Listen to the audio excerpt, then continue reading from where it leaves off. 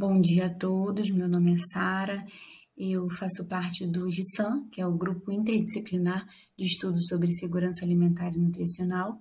Estou inserida no projeto de pesquisa de desigualdades raciais na segurança alimentar e sou bolsista de iniciação científica no projeto Condições de Vida e Saúde da População Indígena no Brasil. Nosso trabalho teve como tema análise de domicílios chefiados por indígenas, resultados da POF 2017 e 2018.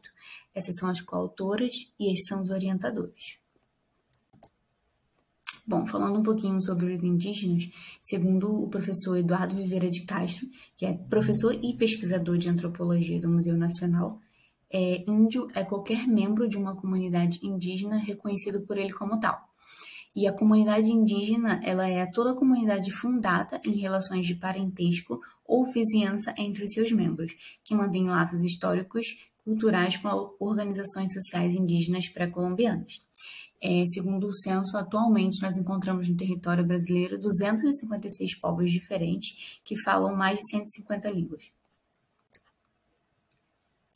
Com relação aos indígenas nos censos nacionais, eu trouxe aqui um pouquinho da explicação do que é o censo, que está no caderno do IBGE, onde ele vai falar que os censos nacionais eles visam caracterizar pessoas e domicílios, fornecendo subsídios para a implementação de políticas públicas em diversas áreas, tais como saúde, educação, habitação. Além disso, em alguns países, eles são fontes que levantam dados sobre pertencimento étnico-racial, fornecendo informações utilizadas na avaliação das condições de vida de segmentos específicos da população. O censo demográfico ele é uma das principais fontes de informação sobre os povos indígenas disponíveis no país. Em 2010, o IBGE revelou que existem populações indígenas em todos os estados do país e que basicamente 896.900 brasileiros se autodeclararam indígenas, o que era equivalente mais ou menos a 0,4% da população. A categoria indígena ela foi incluída na pergunta Coro-Raça a partir de 1991 e ela foi utilizada no censo de 2000 e 2010. A obtenção dessas estatísticas sobre a população indígena, incluindo o número de etnias e de línguas faladas, distribuição espacial, entre outros, ela é super importante para que a gente possa produzir dados sobre essa população e assim estudar melhor. O que pode ser observado do censo de 2000 para o censo de 2010 é que houve um aumento no número de indígenas e isso pode ser relacionado com o aumento no número de nascimentos, o aumento no número de pessoas que se declararam indígenas na pesquisa do IBGE e também pelo aperfeiçoamento da identificação, da localização espacial desses grupos. Aqui também é mais um pedacinho que eu tirei do IBGE falando sobre a importância desses dados e vai dizer que a produção e a divulgação de informações de qualidade sobre as populações indígenas e outros povos e comunidades tradicionais, elas são essenciais para garantir a elaboração e execução de políticas públicas adequadas às necessidades dessas populações. Com a inserção da opção indígenas, as pesquisas amostrais realizadas pelo IBGE que utilizam o quesito de cor-raça passaram também a captar indígena em suas coletas. Um exemplo disso é a POF, que tem como objetivo levantar os hábitos de consumo da população, entre outras coisas. Os dados deste estudo eles foram obtidos a partir da aplicação das perguntas da Escala Brasileira de Insegurança Alimentar, que permite identificar e classificar os domicílios de acordo com os graus de insegurança alimentar. E os resultados eles mostraram a relação da situação de segurança ou insegurança alimentar existente nos domicílios com as características do orçamento doméstico e o modo de viver das famílias, né? E que consideram as informações sobre despesas, aquisições, características dos domicílios, aquisição alimentar domiciliar per capita, rendimento total e variação patrimonial, além também da avaliação subjetiva das condições de vida em relação à moradia, saúde, educação e alimentação. O conceito de segurança alimentar e nutricional, ele está pautado na Lei Orgânica de Segurança Alimentar e Nutricional, de 2006, e define ação como a realização do direito de todos ao acesso regular e permanente a alimentos de qualidade em quantidade suficiente, sem comprometer o acesso às outras necessidades essenciais. Ela tem como base práticas alimentares promotoras de saúde que respeitem a diversidade cultural e que sejam ambiental, cultural, econômica e socialmente sustentáveis. Já a insegurança alimentar é a incapacidade no acesso regular e permanente aos alimentos de qualidade em quantidade suficiente, sem sentir iminência de sofrer alguma restrição no futuro próximo. Então, quando algum conceito de segurança alimentar ele é ferido, automaticamente isso implica em estabelecer uma insegurança alimentar. Como eu disse, quando há uma violação na segurança alimentar, isso implica em estabelecer uma insegurança alimentar. E quando essa insegurança alimentar é estabelecida, há uma violação ao direito humano à alimentação adequada, e o que fere o conceito de soberania alimentar, né? A segurança alimentar e nutricional ela vai muito além da disponibilidade de alimentos.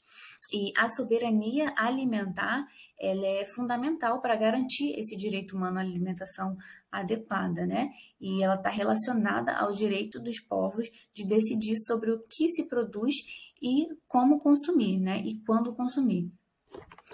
A insegurança alimentar ela é caracterizada em 3 níveis. Então, ela tem a insegurança alimentar leve, que é preocupação na aquisição dos alimentos, perda da qualidade da alimentação em domicílio. Tem a IA moderada, que seria a privação ou instabilidade no padrão alimentar em qualidade e quantidade. E a forma mais grave, né, que é justamente a IA grave, que é a fome presente no domicílio atingindo adultos e crianças. O objetivo do nosso trabalho foi analisar as características sociodemográficas e econômicas de indígenas no Brasil, de acordo com a Pesquisa de Orçamentos Familiares, a POF. Foi um estudo transversal e descritivo, onde nós utilizamos os microdados da POF de 2017 e 2018, com domicílios autodeclarados indígenas, onde o N era no total de 313, os dados analisados com o peso, respectivos pesos amostrais, com o apoio do Stata 16.0. As variáveis utilizadas para a análise era renda, né, até meio salário mínimo, de meio a 1 salário mínimo, de 1 salário mínimo a 2 e acima de 2 salários mínimos.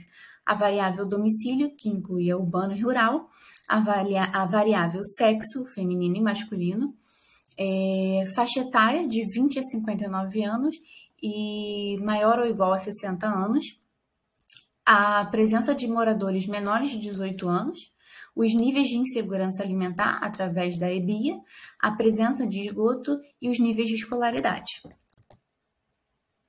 Bom, como resultado, em relação à localização de domicílios, nós podemos perceber que a menor proporção de domicílios se encontrava na região sul, com 7,1%, e a maior proporção de domicílios se encontrava na região sudeste, onde a gente conseguiu ver que tinham 40,9% dos domicílios. 86,3% residiam em área urbana. Em relação aos resultados e características dos chefes de família, 59,7% eram homens, de faixa etária entre 20 e 59 anos, 69,6%, 53,4% possuíam 9 ou mais anos de estudo e 32,8% possuíam renda per capita de 1 a 2 salários mínimos. Com relação à característica dos domicílios, foi possível perceber que 43,5% possuíam de 3 a 4 moradores, em 50,8% residiam moradores menores de 18 anos, e com relação às condições sanitárias, foi visto que a rede geral de esgoto ela esteve presente em 60,9% dos domicílios. Também ainda com relação à característica dos domicílios, mas avaliando a insegurança alimentar, 47,4% desses domicílios apresentavam algum nível de insegurança alimentar, sendo insegurança alimentar leve 25,1%, moderada 12,7% e a grave 9,6%. Bom, e com esse estudo nós conseguimos chegar à conclusão de que, pelo que nós podemos pesquisar, foi a primeira vez que se apresentaram resultados especificamente para o segmento populacional identificado como indígena pela POF. E os indígenas identificados nesses estudos, eles apresentaram condições socioeconômicas diversas, com precários indicadores sanitários e elevada prevalência de A. Isso também pode ser explicado pelas injustiças sociais que historicamente foram descritas para os indígenas residentes no Brasil. Esse foi o nosso trabalho, essas são as nossas referências. Nosso muito obrigada pela atenção de todos.